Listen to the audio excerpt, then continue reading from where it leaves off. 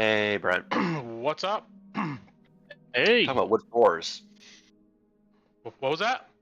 We're talking about wood floors. Oh, wood floors are nice. Yes. Not as much in this case, but yes, you are correct. All right. There we go. Okay.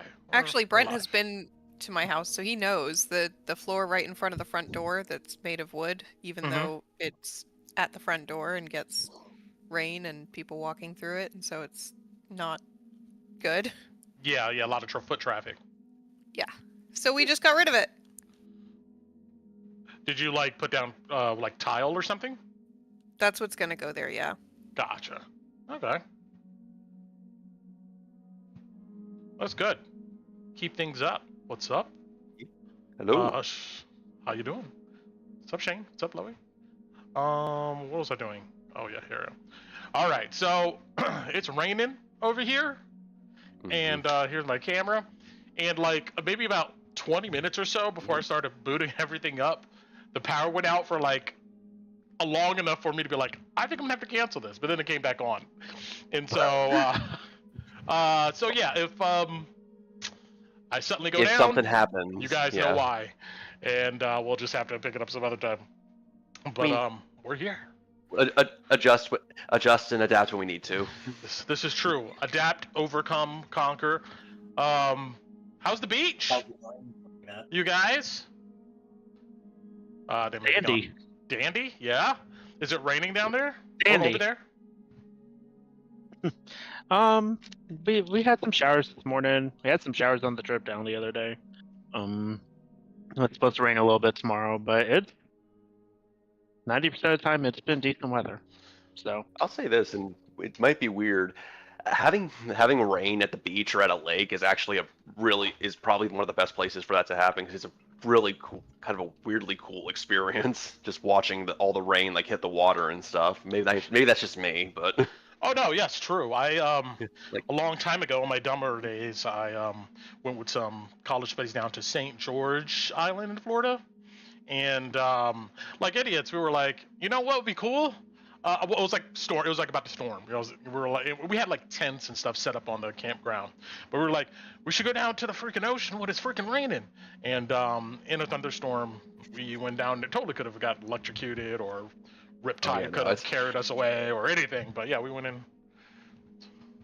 Did ocean stuff in a storm. Yeah, I wouldn't recommend actually going into the ocean, or like during that. There's a reason people start saying get out of the water when the storm's coming. But yeah, it's a weirdly cool sight. It is. To no one who's ever seen it, like, yeah. Embrace the chaos, as one of our NPCs probably would say. I would say. But in other news. Which one? Which one? There's a number of them, I think. Because I feel like there's a number that would say that. So, like, which one specifically? Because, like, well, I'm I can name. Who I can you think would of, think? Like, 5. 5 would say embrace the chaos. All right. No, I can think of 5. Who might say that? I'm thinking of our friendly cultists. That's what I'm thinking of. So. You know what? That would that would have been one of them. All right, and other news here. Carl Kolabati wishes you guys luck. He's not feeling too well this evening, so we'll catch him. Never great to hear side. that. Yeah, maybe he'll tune in or listen, whatever it may be. But I hope he feels better. But we're all here. We're ready to do this. Yeah. So man, I'm worried about this session, guys. I hope my power stays on long enough to get through some of these role play points here. I don't foresee a lot of combat in this session, but you know, it's also us, but so yeah, you know, we'll see. But yeah, put on your role play caps, I guess is what I'm getting to, because that's what we're going to be doing a lot of here this evening. But anybody have anything interesting they want to share? Are we ready to go? Are we ready to do it? I mean, we could just, take a week and I can go back on the beach. I'm just saying. True. No, I'm ready. But if there's a delay before I speak and I cut anybody off, it's just because the Wi-Fi is not as great. So apologies in advance. It's not on purpose. Yeah, no problems at all. Okay. All right. Well then, who wants to go ahead and give us a recap here for some inspiration? Some interesting things happened. Mhm. Nice. Very nice. Who? I Does can do anyone it if you don't here? want. Well, I was about to ask of the people who are about to go into this, who feels like they might really need it before we just have someone, if no one's going to immediately jump in, because Guys, if you're not going to take it, I'm going to take it, and you're not going to like what happens if I take it. I'll Or maybe it's a good thing that I have it. I don't know. We'll see. I can I'm give it a good. shot. I haven't done it in a while. Torin, you feel like okay, all right, I'm game. Go for it, Kev. Yeah, no. So last session we started still outside in the boundaries of Drakkenheim, trying to make our way through and coming back from our fairly long expedition for the Hooded Lanterns and the Headhunters, bringing them in tow. And after a number of trials, tribulations, fights, and just dealing with the general chaos, we were able finally to make it all the way back, despite everything trying to stop us from doing so. Unfortunately, as we got back, we noticed something was happening. Oh yeah. It would seem that a number of houses in the general adventurers district, where most of the adventurers rent homes and stay, was lit on fire. There was a lot of chaos going around, a lot of screaming, and as soon as we got back, a group of individuals in a small and their own adventuring team immediately yelled out that apparently we were the culprits, that they had seen different members of our party running away from the scene after supposedly setting the fires. Now, this is strange, as we have basically been in Drakkenheim for multiple days at this point, until we remember that a certain encounter back at our temporary home, where the Queensmen had not only disguised themselves as Yanis Goldbound and taken his place while we were gone, but had also disguised themselves as Louis to get the drop and kidnap Yanis. And considering we had not been having good encounters with them, and the fact that Blackjack Mel and his entourage of bugbear brutes came on the scene almost immediately afterwards, very much led to this point. But before that, we had to basically fight a mob hoping to hang us by the neck till we're dead. And though met with a lot of aggression and anger, we did try to take them non-lethally.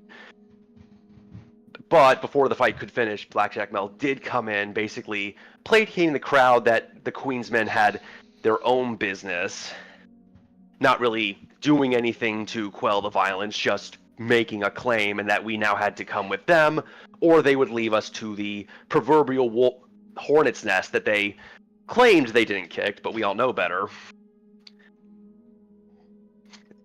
With the party had some trepidation, with Louis trying to launch a flare into the sky to get the Hooded Lanterns to try to get them, and Tinu trying to send a message out for the Silver Order, but due to our location in Emberwood, no one came.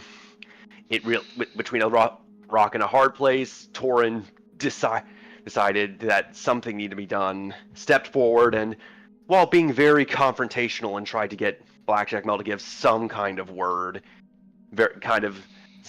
decided to accept the offer just to see what this was about, and if anything, at least tell them to their face how much we don't want to go along with their crap, even if we'd have no idea how this is going to end up. It could be very, very bad. Could lead us into a pit, a jail cell, or just walking out into the cavalcade of rumors and bad intentions that's been left for us. Who knows? We're about to find out.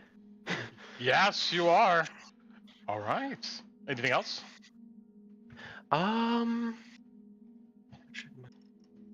I guess we'll mention the creature in the warehouse district was producing haze. Which Oh, is that's right.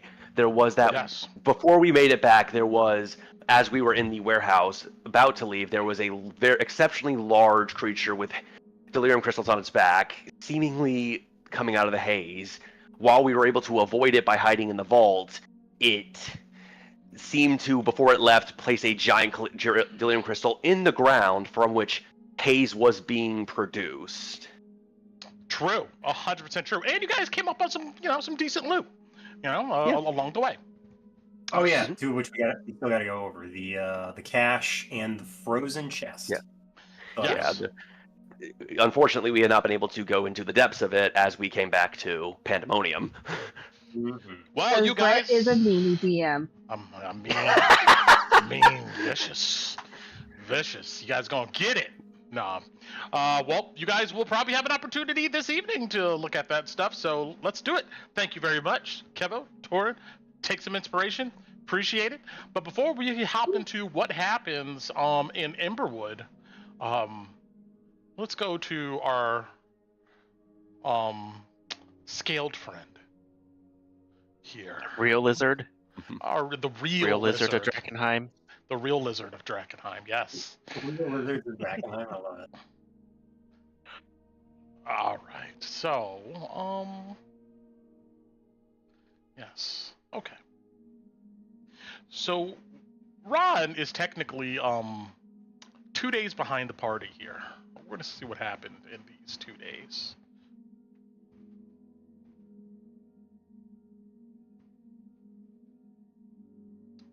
Let's put that here. Okay, I think we're good.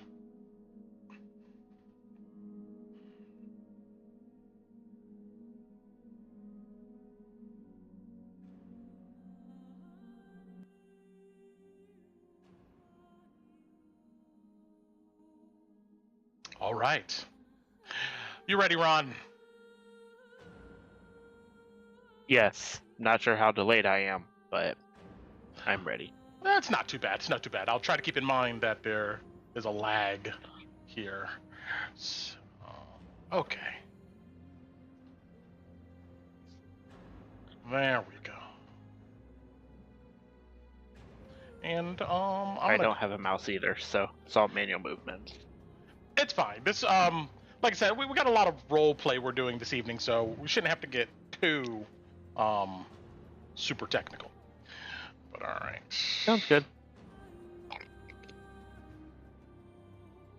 And I want to put a party token. I don't know. I don't think you guys can see through the dummy token. I'll just put the party token. You guys can't see the screen, right? Yeah, I will say we can sometimes see through the dummy token. I think. Okay. Oh, you can? Can you ping it? Yeah, Okay. so right now I will say I can see Got it. Okay, good to know. Raan and what's around him. So Yeah, I got to remember to change that. But for now, this works. Okay. okay.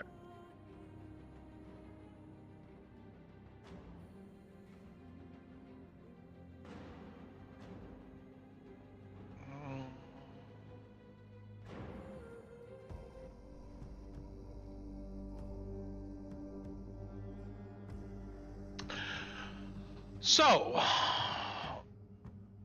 last time with Raan, you were in the cellar of this ruined chapel with all of those, apparently soul-infused delirium crystals, which you talked with one of them, a guy named William. And, of course, Sir Virgil was brought back down at some point, and he wasn't looking too good.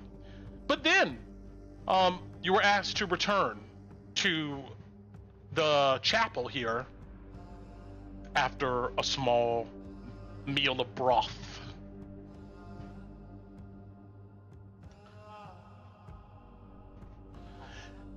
Not much has changed in the 24 maybe hours or so since you've seen this place. Haze swirls outside up against the windows, and there's also a little bit of it lingering here in this chapel area. And also, looks to be 2 followers flanking some large wooden double doors to the north behind you. And Lucretia Mathias, she sits on her ornate rug, and some of her more finer details you're able to focus on.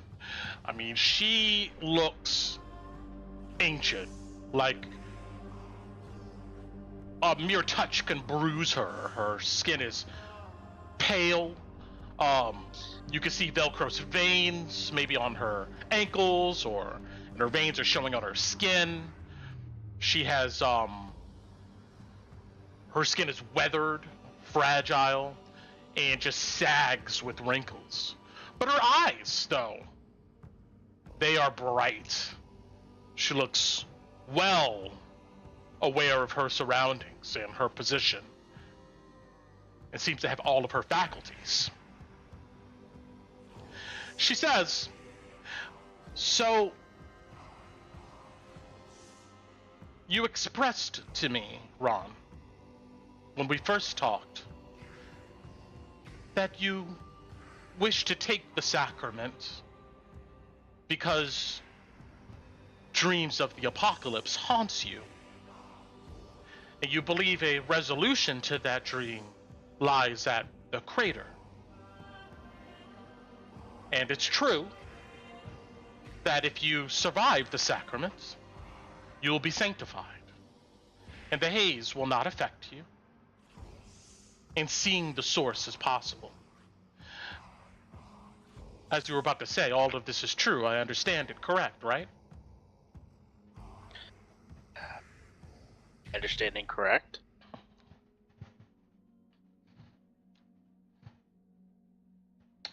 Was that a question or an affirmation? Affirmation. I'm sorry. She nods, and her thin lips curls into a gentle smile. "I can perform the sacrament on you, but there is no hope of surviving the sacrament for the unfaithful. This is why those who seek illumination by the falling fire must first cleanse their souls of corruption of this world. And this is done by works of resolution, which is essentially coming to terms with the world as it is, and your place in it, and the future to come. Does that make sense?" That's a fair enough ask. She nods again, rubbing her wrinkly old hands over a book in front of her. Probably the original testament to the falling fire.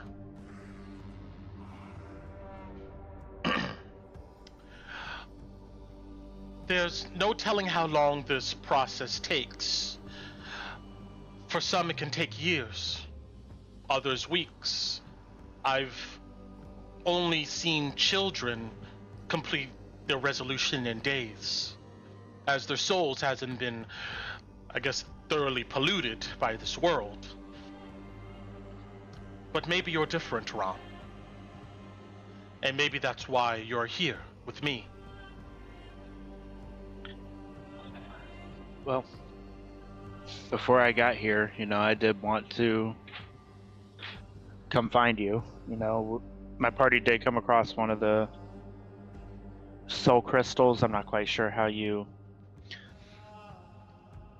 identify those, but By their names. Long made sure we did. Well, we have one, and it was part of my next task when we had the availability to bring it here. But unfortunately, it lies with our other delirium, so that will additionally, I guess, be on my to-do list if I am able to return to Emberwood. She just thinks for a moment and nods. "We can do 5 days of resolution. I will help you navigate your resolutions during this time. In those 5 days, your mortal shell, your body must be tested, too. So during this time, I cannot heal you from whatever afflictions that may arise beyond this point. But I can bless you, which could help open your mind to different ways of perceiving your resolution work. And if you do accept my blessing, it will likely change the way you look at the world forever. So, during these 5 days, you'll have a chance to ask me questions. I find many who come to me are curious about a lot of things. My life, the other powers looking to exploit Drakkenheim, the Sacred Flame, old gods.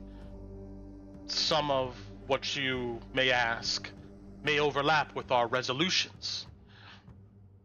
But each day, we can talk about one thing you'd like. But only that one thing, as time is precious. So,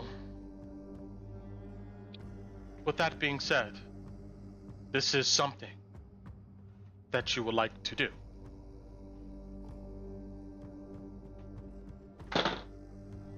Ron nods and then says, "It'd be an honor."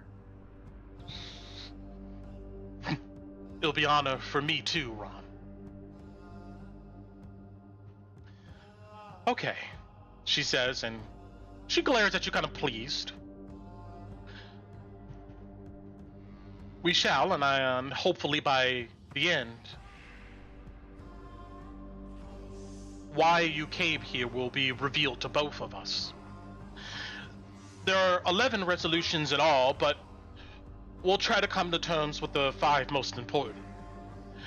We're going to explore in our conversations what it means to be you. It's important that you are honest with me and yourself. It's the only way we'll be able to discover the shadow that lies in you, and then purge that darkness from your soul. And at the end of our session, while you wait for our next meeting, you should meditate as deep as possible on the resolution we discussed. We will do this for 5 days, and if your body holds, we'll perform the sacrament. And if you survive, the truth will be revealed to you. She looks at one of her helpers here, her followers in the room, and she says, "Otis, can you please make it so we both can speak no falsehoods before each other?" Otis nods, and he breathes in deep and closes his eyes and begins a muted prayer with a religious gesture. And in an instant, Ron, you feel lightheaded, almost euphoric. You feel maybe compelled to speak the truth. Now, if you resist this, let me know and I'll have you roll a save. I don't resist. I let it happen. You see Lucretia let the feeling settle over her too, and then she breathes out, slow and steady. Before we get into your resolutions, is there something you would like to discuss right now? Is this one of my 5 topics? No. I'm allowed to. Okay. She smiles. It's just between you and me.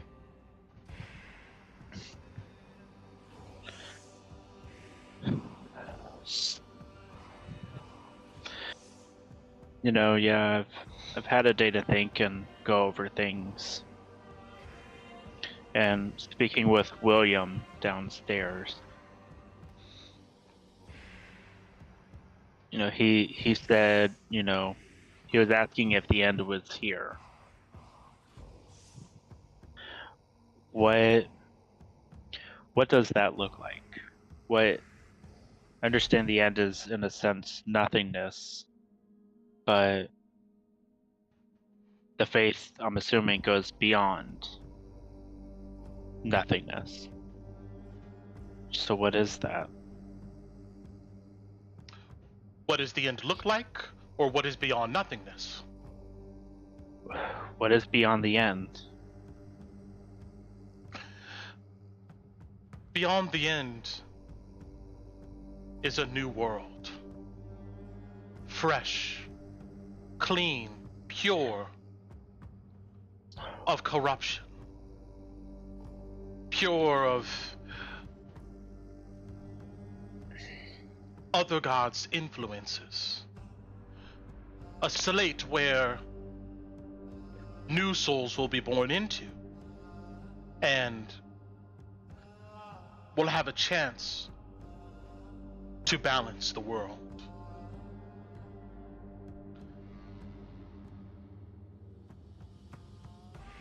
Can I ask you a follow-up on that? Of course. When you say a new world, are you referring to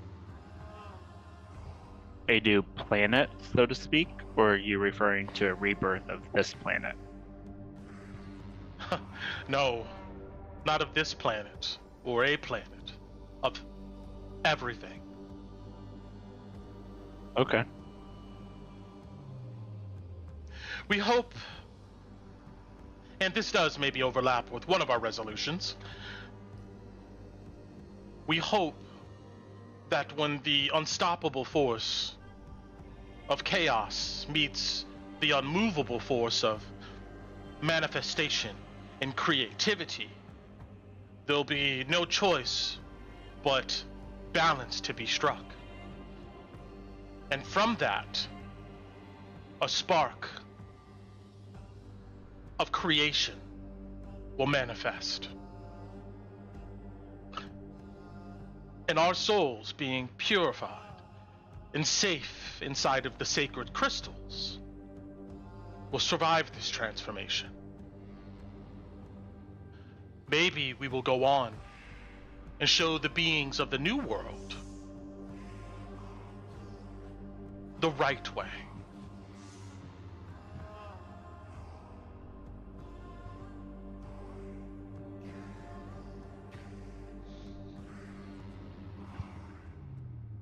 Raan just nods. Looks at her a little confused, but receptive to what she's saying. Okay. I will let you choose which resolution we perform. Okay. I'm gonna list 5. Faith, trust, empathy, sacrifice, and hope.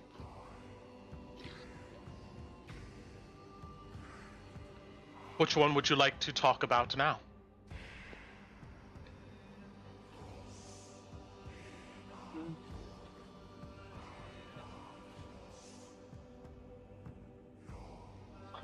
Raan thinks for a minute.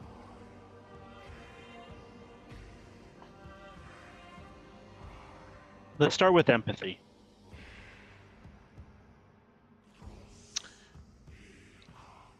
Let me ask you a question then.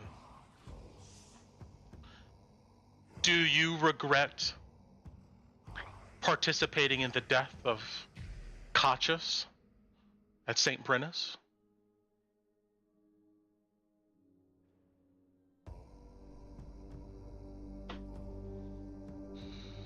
That's the source, Brent. That's the sorceress lady that had the other followers with her that we got the stone from, the gem from. The crystal, the soul crystal you guys have. It's her. Yes.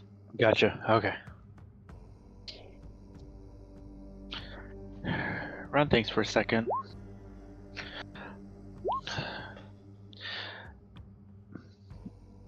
I don't necessarily regret.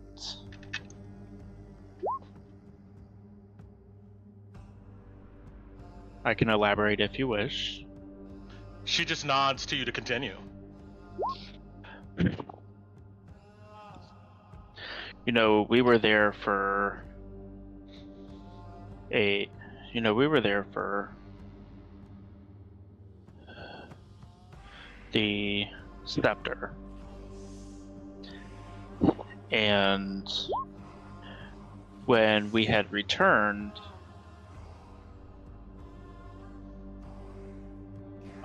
to see if we could get some holy water for our cleric to assist her with using the purge contamination spell,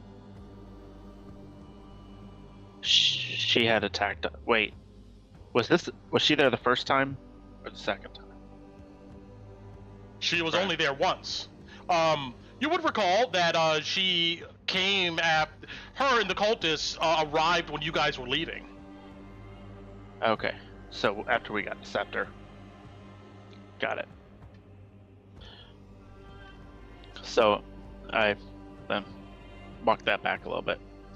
So after we had spent the time and effort for the scepter, she upped and attacked us. And not even giving us the chance to discuss or any, come to some arrangement with her.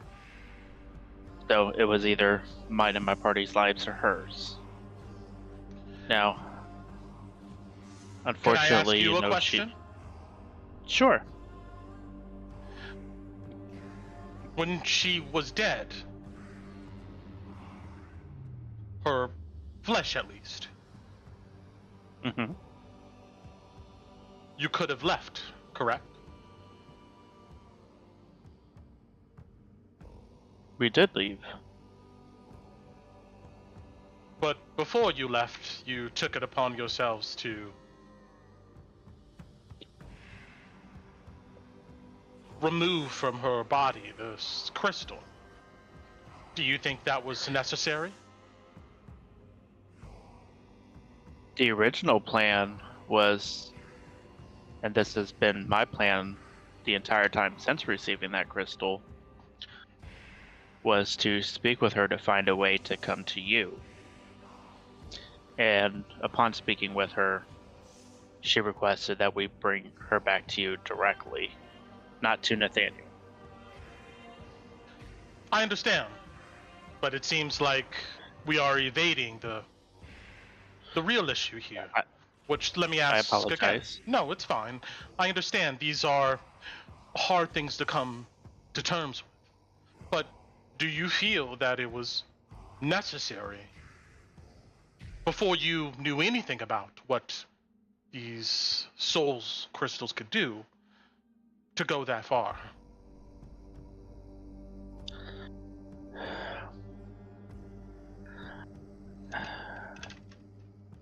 You don't know what you don't know. And at the time, I did not know that there would be a negative or even an unempathetic response to the action of taking the soul out. Well, looking back now. Go ahead. Looking back now, considering what you didn't know, and what maybe you observed your friends doing, in hindsight,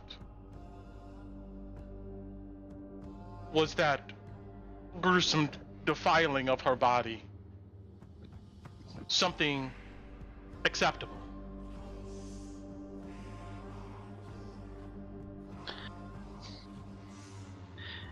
If I would take what I know now and the perception of the actions that have been committed, I would say no. It would not be worth it. It would not be acceptable. Her eyes lighten up as she goes, and I understand why you did it. In the face of such chaos, especially with others around you who may not have the same moral compass as you do things, it can be hard to discern in a moment what's best. So I understand. It's good to hear, though, that you can see how in another path or time and place, that's a thing that's not acceptable. Katja, she used to be a seamstress. She told me she was heavily indebted to a business owner on the southern coast. She lived in constant fear until she found us.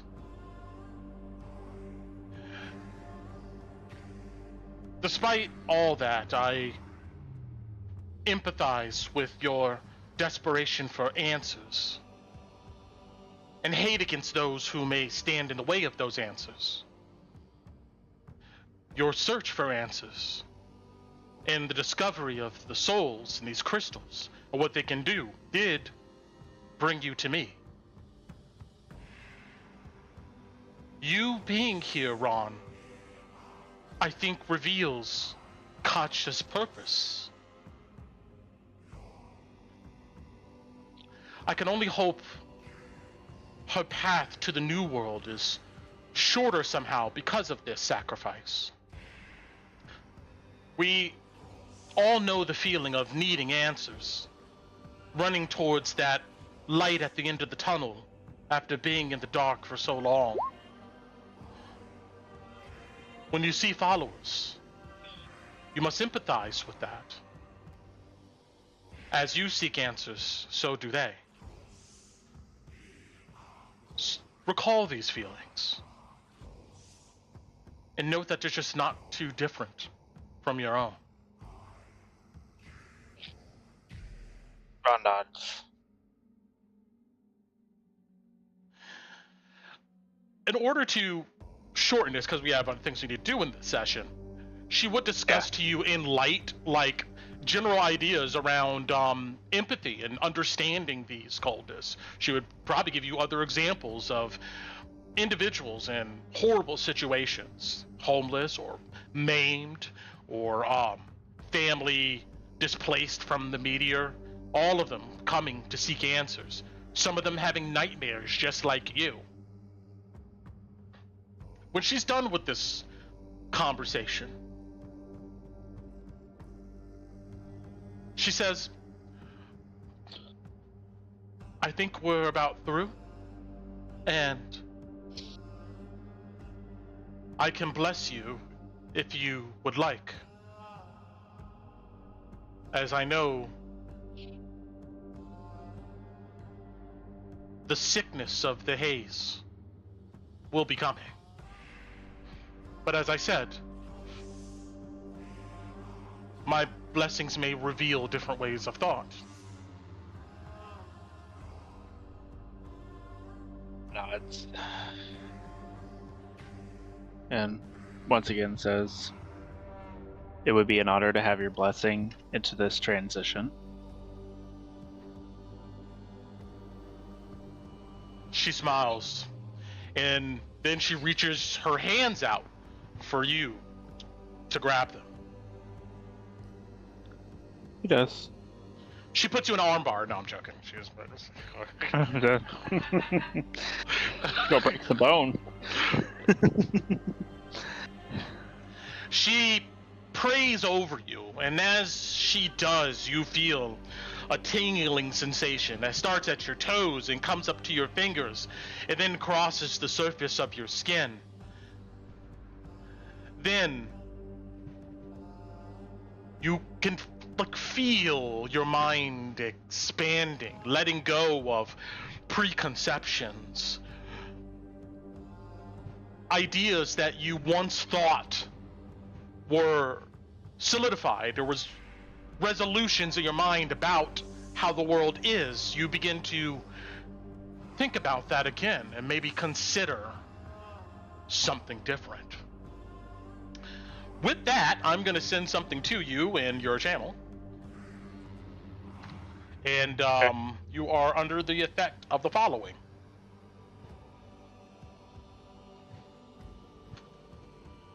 Yay. I don't know if I wouldn't say yay just yet, but No. let's see here. Kaput. All right.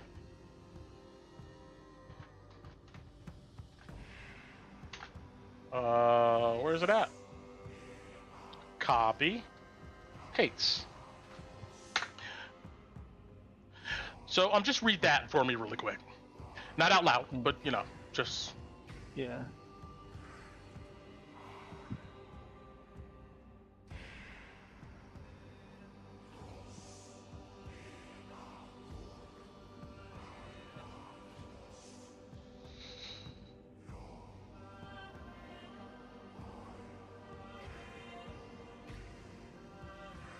Just let me know when you're ready. Yeah, sorry, hang on.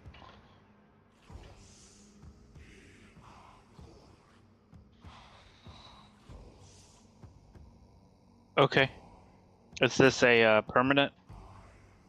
Yes, until you can figure out a way to some type of way to Okay. overcome this this condition. But yeah. Okay. Yeah, that ain't gonna be easy, but that's fine. Yes. So but now you understand the mechanics we're dealing with here. Yep, nope, that's...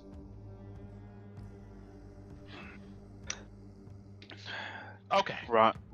Ron's gonna look at Lucretia. Can I impose one more quick inquiry?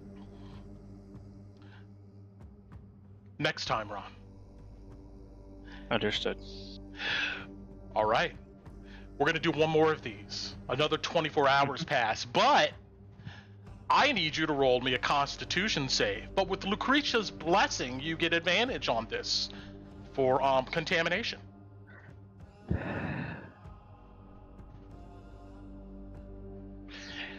The DC is a little bit higher. I'm looking for a 16 because you've been eating their I'm food. actually going... Yep. I'm gonna burn my inspiration, because that was a 1 and the 4 on a die. Okay. So I'm gonna burn that inspo from a couple of sessions ago.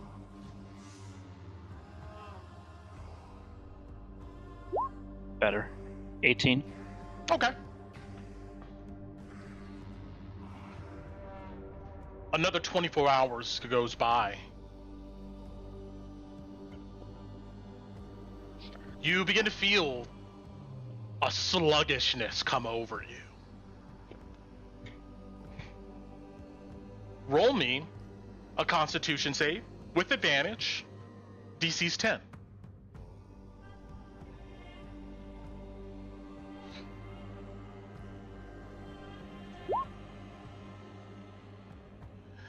You're able to shake off the weariness and keep exhaustion at bay. But finally, you're invited back up into the chapel. Time begins to kind of have no meaning, considering you can't really get sleep around here.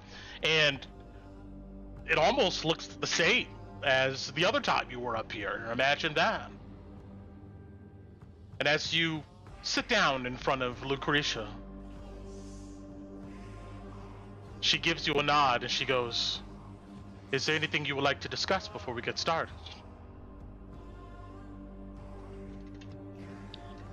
So, in light of our last communication, empathy was to become of Sir Virgil. She nods.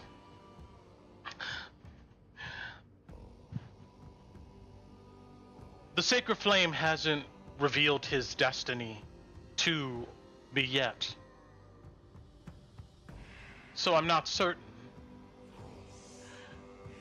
We gave him ample opportunity to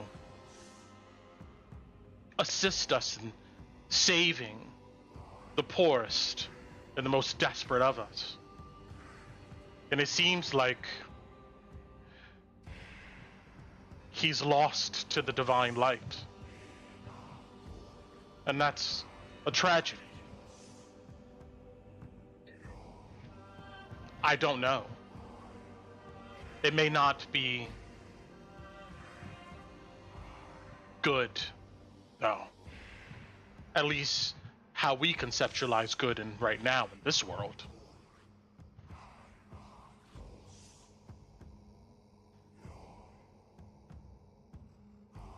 Yeah, that was my one. Faith, trust, sacrifice, or hope. Hope, please. What is the best outcome you hope for right now, considering your life up to this point?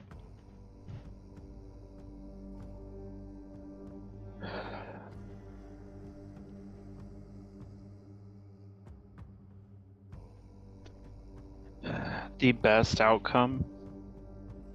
She nods. And once again, you're under the effect of Zone of Truth here, so all that good stuff. Yeah. Yeah, no lying. I'm with you. Ron thinks about it.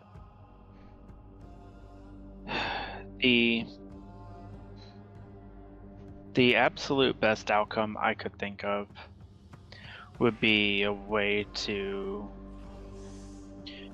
restore my clan leader's soul to his body and resurrect him.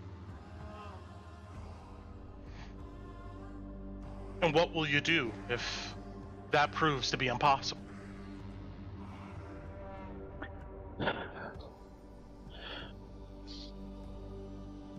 I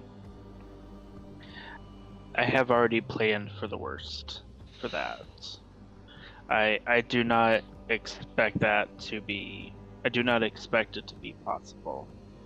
But as far as hope, if there's an opportunity and a chance to do so,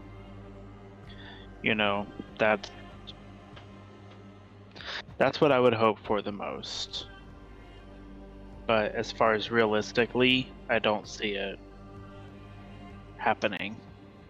She smiles cleverly. She goes, our minds tries to run away from the darkest parts of our imaginations and what we can consider. I did ask you what you hoped for, but the second part of my question is, what will you do if it proves to be impossible? And that seems like something you're avoiding answering. Oh, it was not intentional avoidance. I understand. And not sleeping well has its downfalls sometimes. What will I do if it continues to be impossible? Well,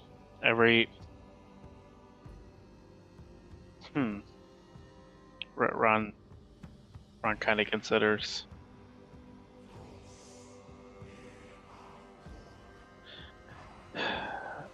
Truthfully, I don't know.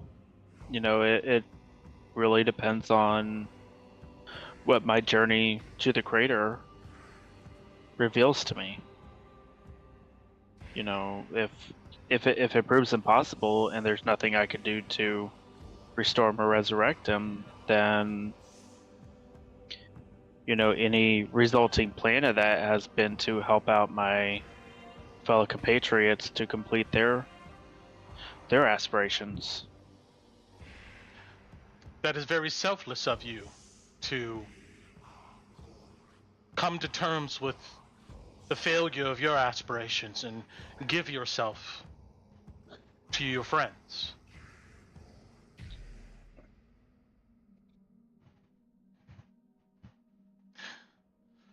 A new world will be born regardless of what we do wrong. The question is do we want to be there for it? Our work is offering opportunity for all souls to find hope in the end of all things. The church doesn't offer hope. They offer rewards. The sacrament purifies the soul of any remaining corruption and keeps it safe into annihilation, like we were talking about the other day. And when the end occurs, all things are gone. And as I stated the other day, the force of nothing will reach or collide with the force of pure manifestation. There'll be no choice but an equilibrium in a new world to be born.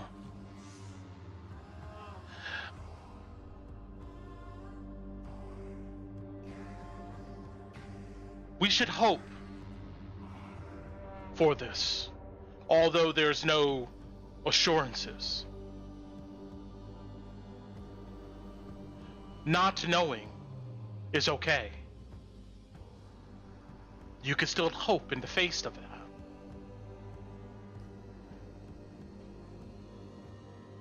And with that, of course, she would go on to discuss matters of hope and what we expect and desire in this world, considering a new one would be born. And when she's done, she reaches her hands out to you to see if you would like to take her blessing once again.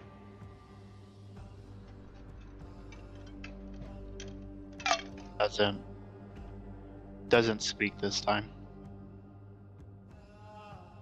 Very well. And yeah. She then looks at her followers and they come and help you up and back down into the cellar. For this session with Raan, yep, let's see here.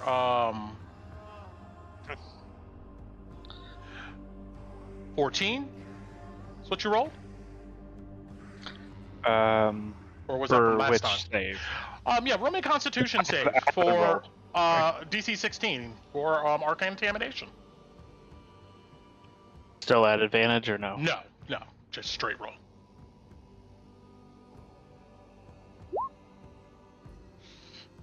Good job.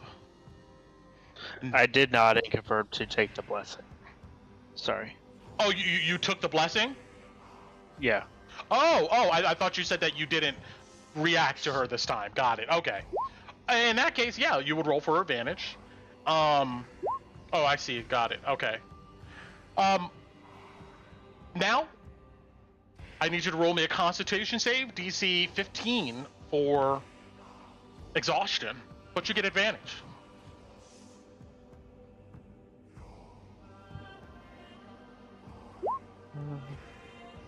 Meets. Ooh, all right.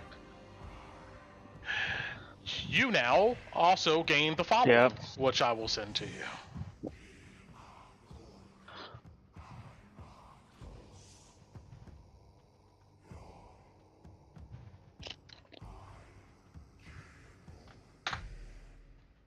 Well, let me know when you understand that.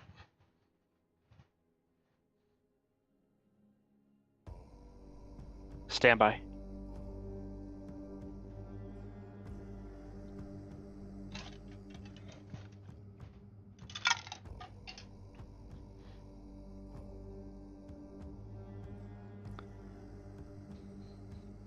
That's fine. Okay.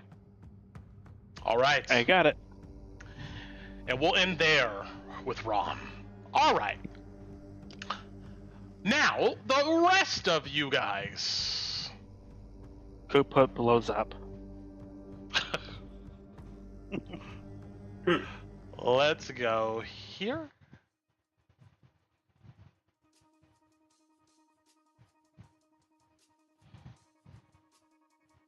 Okay. So now if somebody wants to do something before we get to this situation here, but I'll give you a chance before we actually get to the skull and sword if you're going to do something different. But let me go ahead and just set the scene. So, well, actually, you know what? I mean, you guys are surrounded by these massive bugbears.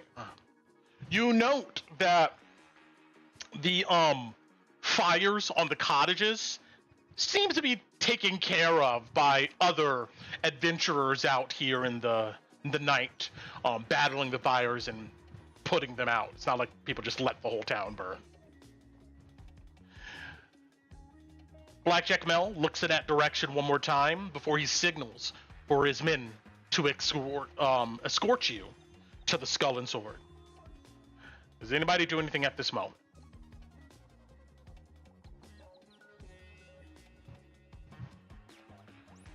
All right, I'm taking that as a no. I haven't heard anything. Nope. I'm good here. Nope. Nope. Nothing Okay. here. We're here. Okay. When you guys roll into the Skull and Sword, the place is, the ruckus here gets muted and people turn to size up the situation. Mel makes a short whistle and a gesture, and someone comes from behind you guys and locks the tavern door. He then turns at the patrons, looking at them all challengingly. He goes, "What? You want to leave? Well, first," and he grins, "you're going to have to finish a round on me." He then signals to the bartender with a snap, who quickly goes to fill the order for the entire bar. You hear some approving grunts and chuckles, and most go back to doing what they were doing, but keeping an eye on you guys.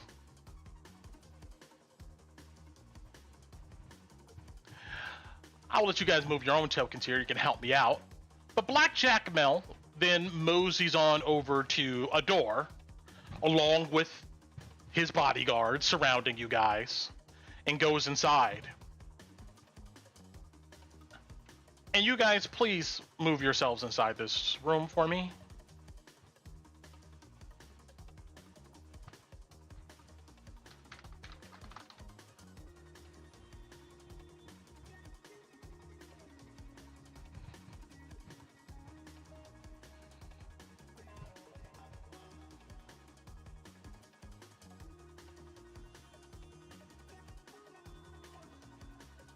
And I'll move Kolobani in here.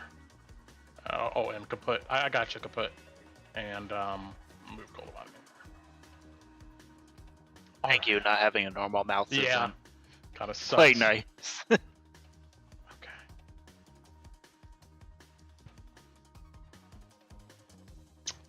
All right. Okay. Think we are good.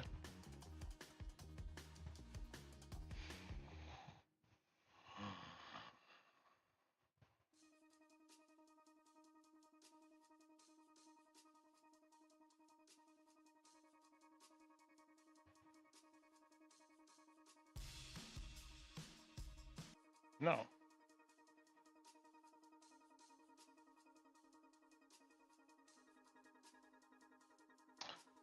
Okay, we'll leave it with this track.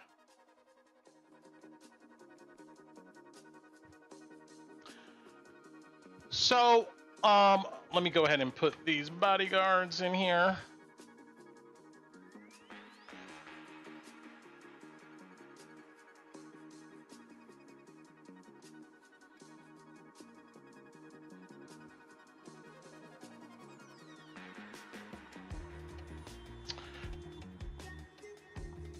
Mel and his men, of course, march you into this back room. It's mostly barren, besides a long old table, some chairs, and a single piece of graffiti on the south wall that looks to be a pair of alluring female eyes and a black face mask. Ashtrays are on the table. These mountainous bugbears line the room as you settle in. They close the door behind you guys and stand in front of said door.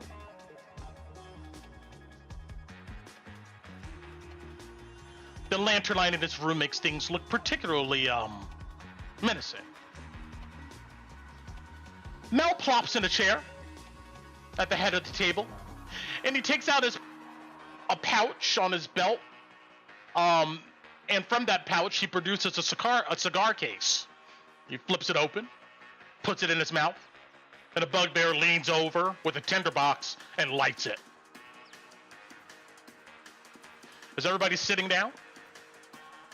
As a DM, I'm asking you this. Yeah. Torn will be sitting down. So. Chloe is. Though he looks Sure. none too green. Got it. All right, I'm gonna Hmm? stand, but I'm gonna stand right behind my sister's chair. Mel looks around the table and does a double take at you, Helena, and he goes, "Take a seat."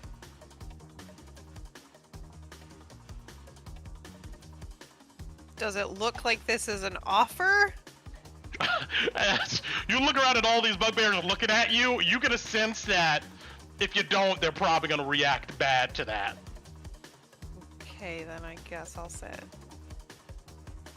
You then take a seat.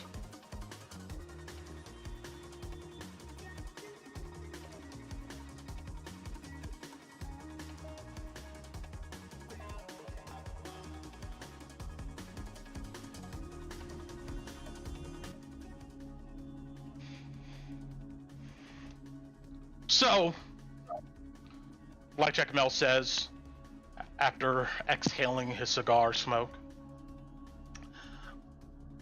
"I'm going to talk for a while, and you're all going to listen. And then there'll be some time for a Q&A after class. You know, when you guys didn't make things right a couple days ago, I felt violated. I mean, like the Knifebites think I'm a sucker. I gave you guys information, watched your backs, even showed you a bit of grace with your uncle, Loey. And in return, I get more disrespect. I mean, it's so dumb. Loey, he says, looking at you. Nimbra Broadbow screws us over by flipping sides to the bankers up north, along with your mother. She gets dusted for that. We capture the dwarf for you.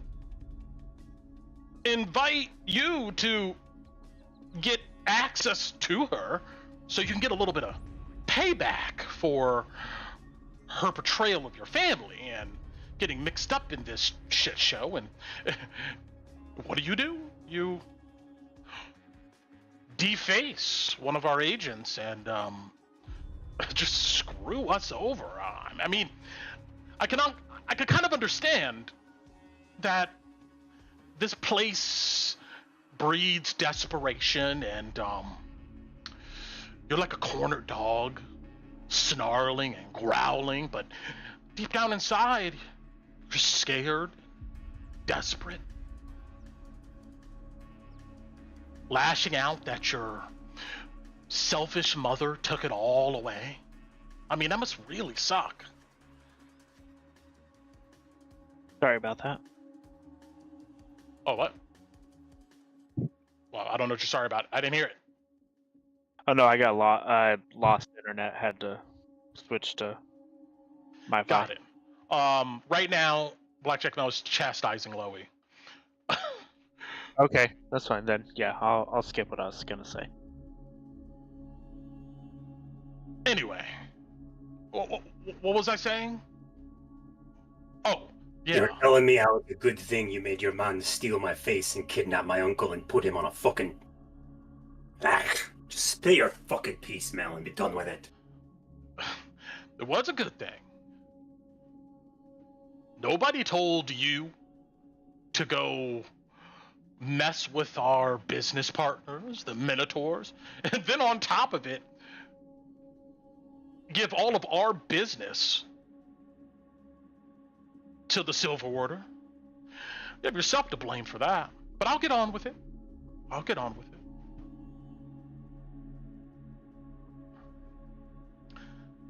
Like I was saying, I was mad at you guys. But he smiles wide.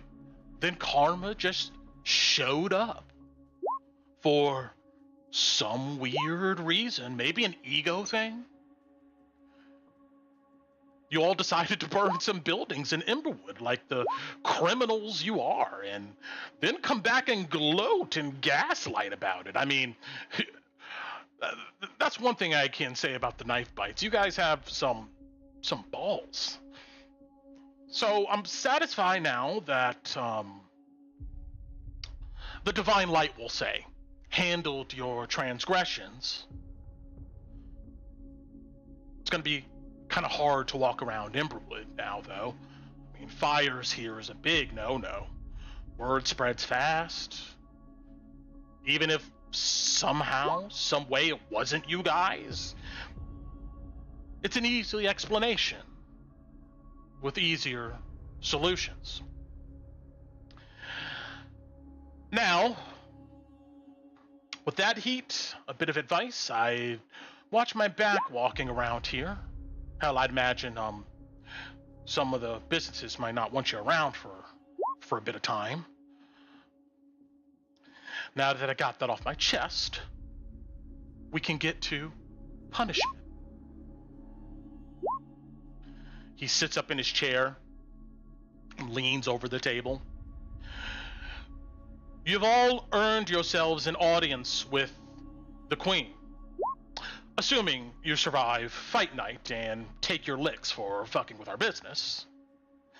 And if you make it that far, you can then explain to her why you sabotaged our partners and like rats went and told the Silver Order our business, and like cowards decided you didn't need to make it right.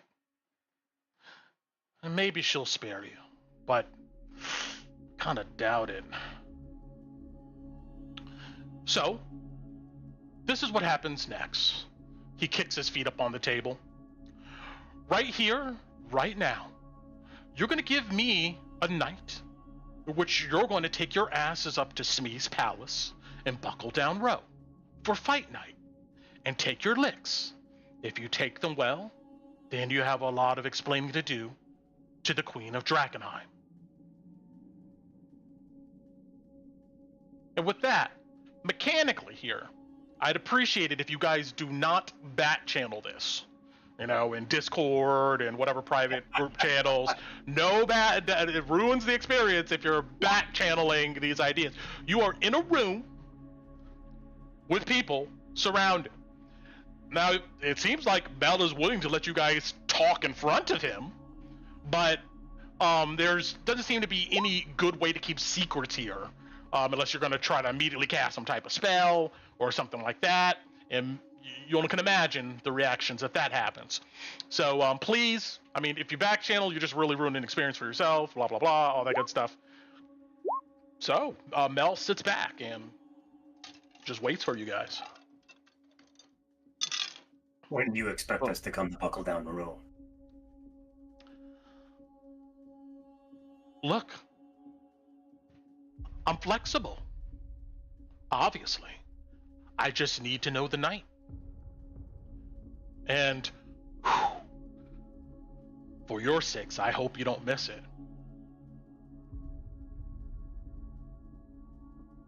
You're going to give us time? He just smiles at you. Kind of weird, isn't it? But yeah. Uh-huh.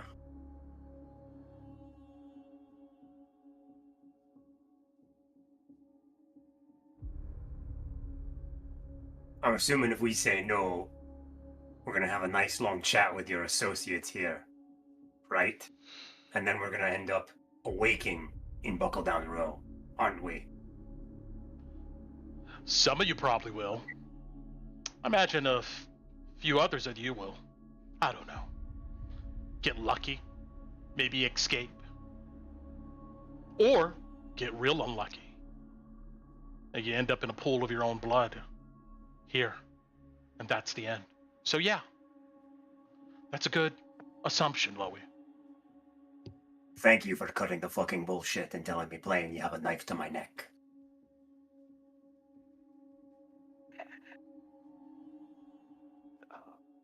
Aloy looks at the rest of the party. Mel just takes out a deck of cards and he just begins to shuffle them.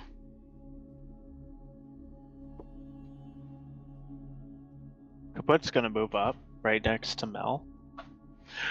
You know what? When you get close to me, he actually stops and he goes, "Don't I recognize you?" I don't know. I don't even know who the hell you are. You see something suddenly dawn on his face. Huh. Interesting. Look, guy, seems like you got yourself kind of mixed up here, right? Well, You got I two don't know. choices. okay. You can either join the fun with your friends here. Now, I guess you could always try to run away once you leave this room. But if you don't want to play ball with this, I can arrange it for you to get on a wagon and have a one-way trip away from Emberwood forever. Yeah, and unfortunately the latter's not possible. And I'm always down for a good fight, so that sounds like fun. Well, that's good to hear. See? I like this guy. I'm glad you swapped him out. You know, he just looks at the rest of you. Yeah, but you said that the other guy was with all these, adventurers. And now where is he? You said you saw him. I didn't say I saw him. I said I saw you guys. Oh, yes, you did. No, you said the green scaly folk when you came up to us in the town. You said that you saw all of us except me, but you saw the green scaly folk with them. I think actually, out of roleplay, I think that was just like one of the random people, like watching Out the of character. event. Okay. Yeah, the supposed individuals of the Knifebites that were burning down included a green lizard folk. The other folk. adventure. Okay. Yeah. I thought it was Because- Mel. I didn't re-listen yet. No, it's fine. It's fine. Yeah. How many Okay, percent? okay. How many percent? But he goes, I guess that guy is will make some nice shoes one day. Somebody finds his corpse somewhere in Drakkenheim, but anyway, back to the matter at hand. Yeah, More so than what likely card game he you will. playing? Oh, sorry. What was that? You What go. card game you playing?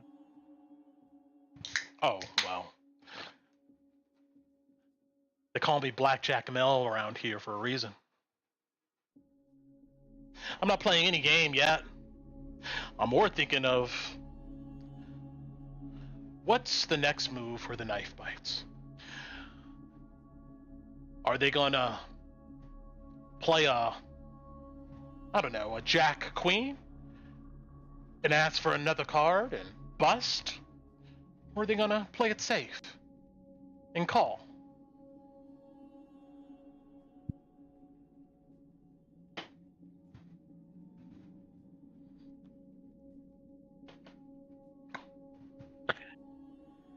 Out of character, Brent.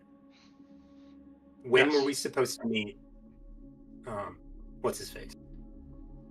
Camp Dawn guy. Theodore. When were we supposed to meet him? He just told you that as soon as you guys delivered, the agreement to the Hooded Lanterns, that he, there was no day, but he wanted you guys to be back as soon as possible to, tell him the news.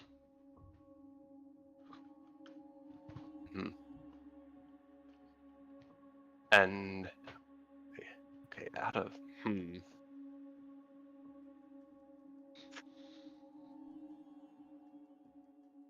Does anybody not want to take the deal? And Lee looks flatly at Alice and Kalina and Tinu and Bati and Torin. Mel instantly interrupts. He goes, "Oh, it's not a deal, Loey. It's just punishment. If you say no, then like we just talked about, consequences for that. Yes, your bugbears rough us up. They heal some of us to get your jollies off, and I'm sure you have a plan of how that goes. Yes. Big talk, big evil speech. Yes. There's worse things than these bugbears I can do. Trust me. Oh yeah, Right. I'm sure you have a lot of practice in your deepest dreams. You just said the queen wanted to meet us. Won't she be upset if you do that? Well, if you're not going to accept your punishment, it means that you have no intent on ever meeting the queen, which I guess then means it's a wash. Might as well flush you down the drain. Mm-hmm. And she Like gave you authority to do that? Yes, she's given me authority to do that.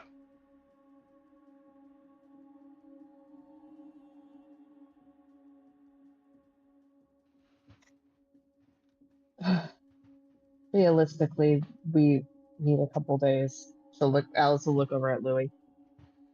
Loyal, not you. If we're gonna make this commitment, we're going to do this. We need a couple days. We have other commitments we need to take care of first. Like what? That are at least going to take 2 to 3 days. Well, we've been in. Alice won't even look over at him. Yep. What was that? I love it. I heard this bitch. I'm getting all up in my business. It was a sneeze. Oh, I thought I heard bitch. Like She knew sneezing. It's not the old That business. would've What are we been doing? fantastic. All right, I'm sorry. I mean that is an appropriate response for Alice. So, no, but she won't even acknowledge him as she's looking at Lily and the rest of the party. Yeah, I think we need 3 days at safe bet. Maybe we should ask for more to make sure that we can make all of our commitments. Plus, we have to get rid of some contamination. Exactly. If you want a show for the fighting pit, then you'd probably want us to be slightly better off than we are now. That would be more entertaining, yes.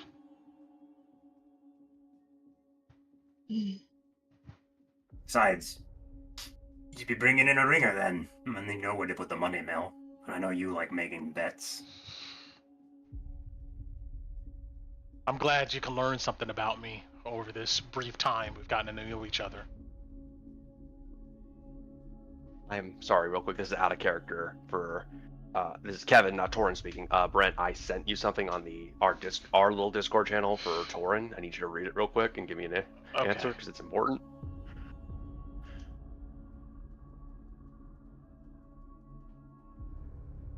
Sure. Yep. Okay then. Just wanted to make sure before we Smart. continued. Okay.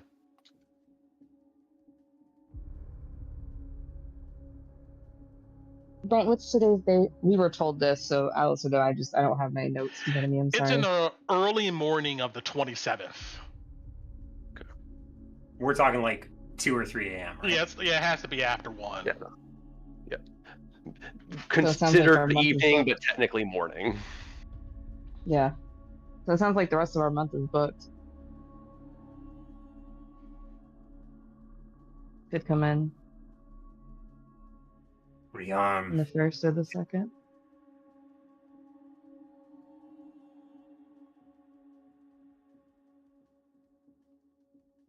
Three days then. Loy looks at the others. I would say after the 30th, but yes, it'd be a better time. Yeah, it needs to be after the 30th. Yeah. So that would be 4 or 5. I think that'd be 4 or 5 days by the calendar, right? Because it's 10 days it's 10-day weeks, Brent. Yes, it's 10-day weeks, and I mean all the calendars kind of look the same. So, but yeah, I mean if you want to see just the calendar really quick. Yeah, that actually might be helpful if that's okay.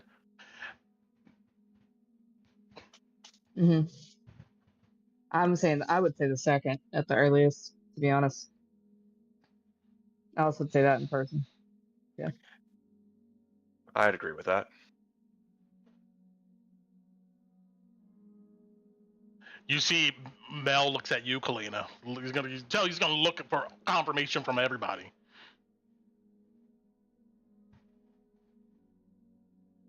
I said yes under the conditions that we get to rest first. So he looks at you, Tinu.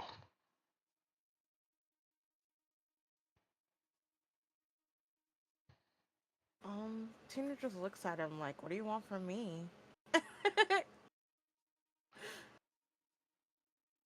I want confirmation. She doesn't say that. Oh, okay. Yeah, she doesn't say that, but she looks at him, like, I guess she kind of shrugs. It's not the time for indecision, okay. Sweetheart. It's not indecision. And she's not your sweetheart. Blackjack Mel looks at you, Kalina, with a smile on his face. Seems to be satisfied that it agitates you, but he doesn't say anything.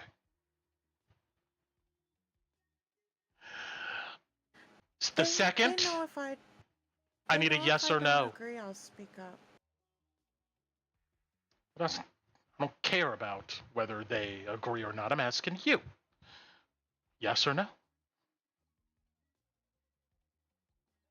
Tina looks at everybody else. I mean, you see Laura giving you a slight nod. Okay, the second then. All right. She does what she says. She doesn't care. He doesn't. She's not. I guess she's scared of the situation, but she's not scared of Blackjack Mel. You see Mel wave his hands in front of Kolobati. Hello? No. But we'll go ahead and this sounds like you've already signed up, right? Looking at you, Kaput says this. I mean, but the least you could do is buy me a drink before you try to fuck me, That jokes. It's pretty funny. I like that. I bet you do. A yes? They could put nods, but all you hear is the clank of his armor, of his helmet go down and up. That's a yes. Roll me an insight. Yeah, that ain't gonna be shit, Brent. Come on.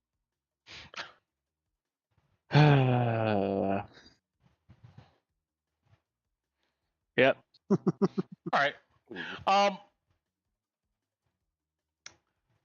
Now, just DM fog brain here because I'm keeping up with stuff.